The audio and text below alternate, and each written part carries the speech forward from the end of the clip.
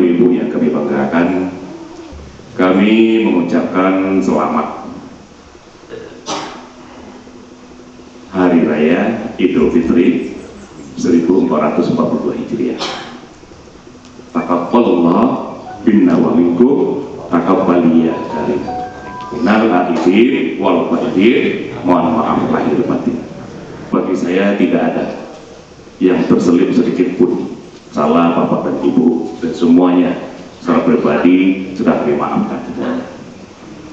Bapak dan Ibu, kata orang memang memaafkan itu tidak merubah masa lalu, tapi akan menentukan masa depan. Kenapa? Karena itu telah berlalu.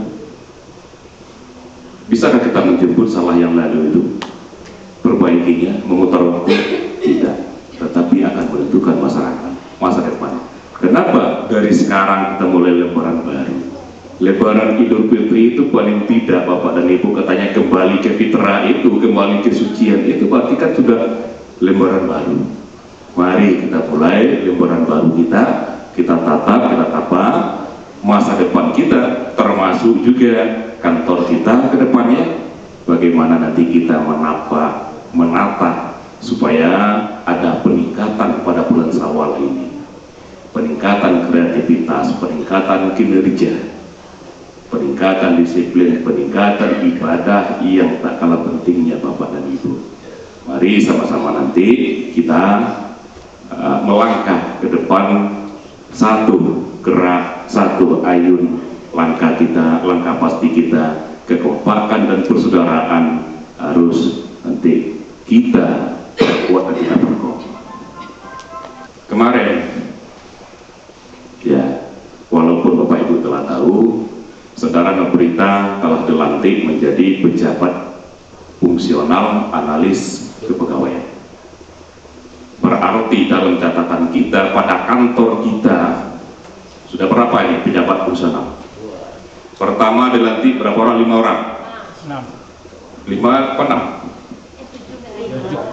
Yang di kantor, di kantor 5 ini pertama untuk keuangan. Setelah itu nyusul humas, berarti 6. Setelah itu nyusul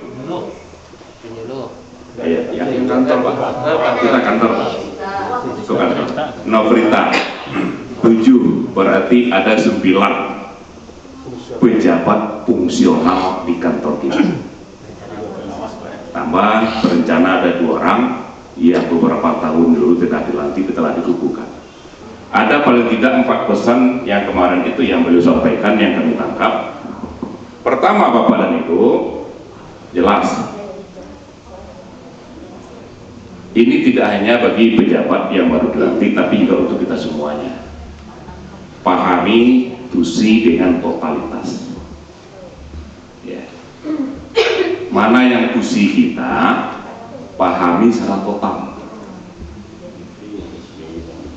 Jangan nanti aku ada kepiannya aku kerja boko kok tidak ada dia kena kerja boko, walaupun itu menjurus kepada satu seksi, itu tidak total namanya. Yang namanya tugas itu, tanggung jawab itu apapun, siang malam hujan batui buru batui pargolibe, siang malam ya tugasnya tugas. Berani menjadi pejabat, ya berani tanggung jawab apapun resikonya, itu resiko jabatan.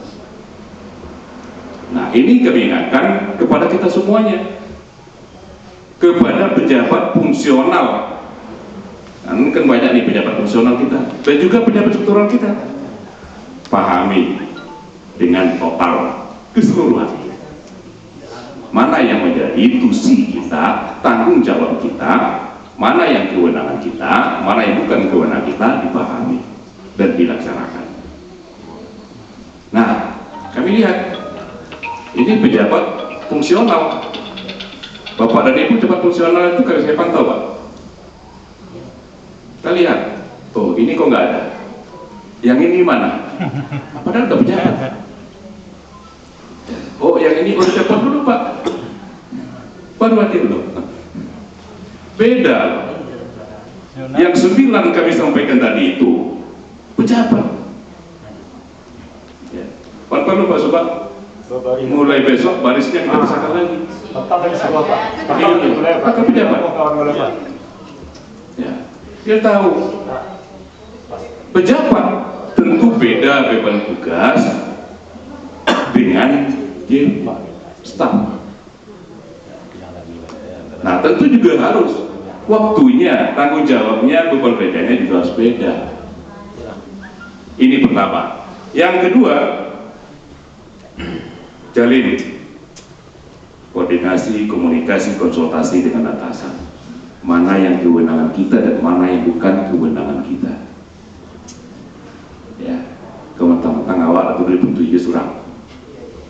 Kalau kebijakan itu menyangkut dengan kepegawaian, menyangkut dengan skopnya kabupaten, penataan kepegawaian, nggak bisa Pak, harus tahu dulu Kakan Kemenak selaku penanggung jawab kabupatennya.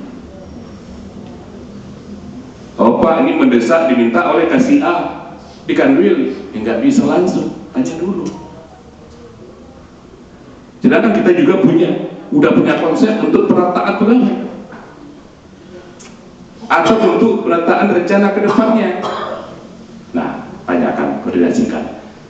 Yang sifatnya urgen nanti akan kita bawa dalam rapat bersama. Ya. Kemudian yang tak kalah pentingnya, Bapak dan Ibu, letakkan jabatan itu di tangan, bukan di hati. Kalau jabatan diletakkan di tangan berarti karya yang dituntut. Bapak Ibu, seorang pejabat mana karyanya? Yang berkarya itu adalah karya. Kalau di sekolah, namanya dulu karya tangan. Prakarya. Pekerjaan tangan. Ya. Jabatan itu digambarkan Allah dalam Al-Quran. Fauqa yadullah. Yadullah fauqa ini. Tangan. Jadi jabatan itu apa? Itu di tangan. Kekuasaan itu di tangan, bukan di hati. Sebab kalau di hati beko, mau nyapinkan digeser aja masih di hati beko. Nama? Iya, karena kan ada dalam bentuk warisan. Cobalah warisan. Itu buktinya bukan di hati, di tangan. Kalau di tangan Bapak dan Ibu, kemanapun tangan kita bisa berbuat. Nah, lewat tangan, kekuasaan itu jadikan pada tangan kita. Berbuatlah sebanyak mungkin dengan jabatan kita itu untuk orang lain. Nah, Bapak dan Ibu, kemudian terakhir, amanah. Amanah itu adalah buah dari kompetisi kita, bahwa kita itu patut, cakap, mampu untuk menjabat pejabat struktural maupun fungsional. Buah amanah itu adalah kompetisi kita yang ditunjukkan karya kita. Sepanjang kita amanah, bisa memberikan yang terbaik, bisa memberikan pelayanan semuanya, insya Allah Bapak dan Ibu, jabatan-jabatan yang diberikan Allah kepada kita itu melalui Bapak Kakanwil, insya Allah nanti bisa akan kita tunaikan amanah-amanah ini.